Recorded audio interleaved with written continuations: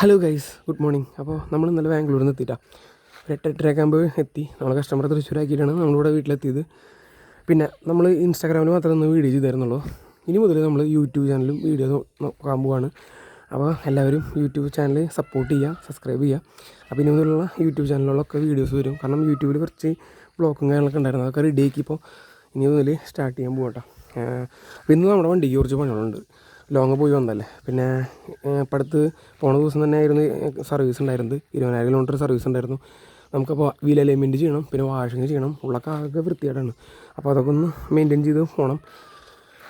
പിന്നെ കുറേ പേര് പെർമിറ്റും കാര്യങ്ങളൊക്കെ എങ്ങനെ എടുക്കാമെന്ന് ചോദിച്ചിരുന്നു. തമിഴ്നാട് പെർമിറ്റും അതുപോലെ തന്നെ കർണാടക പെർമിറ്റൊക്കെ എങ്ങനെ എടുക്കാമെന്ന് ചോദിച്ചിരുന്നു. അതിനുള്ള വീഡിയോസൊക്കെ ഞാൻ ചെയ്യുന്നുണ്ട്. കുറേ പേർക്ക് അറിയാമെന്ന് പറയുന്നുണ്ട്. എന്നാലും ചിലവർ അറിയാത്തവരൊക്കെ കുറേ പേര് ടാക്സി എടുത്തിട്ട് ഓടുന്നുണ്ട്. അപ്പോൾ അവർ കുറേ പേര് മെസ്സേജ് അയച്ച് ചോദിക്കുന്നുണ്ട് പെർമിറ്റും കാര്യങ്ങളൊക്കെ എങ്ങനെ എടുക്കാമെന്ന്. ഞാൻ പെർമിറ്റ് എടുക്കണത് മെയിനായിട്ട് അക്ഷയയിൽ പോയിട്ട് പെർമിറ്റ് എടുക്കുക. ചിലർ ഓൺലൈനിൽ എടുക്കാൻ പറ്റും, മൊബൈലിലൊക്കെ എടുക്കാൻ പറ്റും എന്ന് പറയുന്നുണ്ട്. ഞാൻ നോക്കിയിട്ടില്ല, നമുക്കറിയാത്തതുകൊണ്ട് തന്നെ നമ്മൾ അക്ഷയയിൽ പോയിട്ട് ചെയ്യും. നമ്മളെ വടക്കാഞ്ചേരി ഭാഗത്ത് സൗഹൃദ എന്നുള്ളൊരു ഓഫീസുണ്ട്. അപ്പോൾ അവിടെ പോയിട്ടാണ് അക്ഷയയിൽ പോയിട്ടാണ് ഞാൻ എടുക്കാറ്. അപ്പോൾ അവിടെ കുഴപ്പമില്ല, അവിടെ പെട്ടെന്ന് നമുക്ക് കിട്ടും.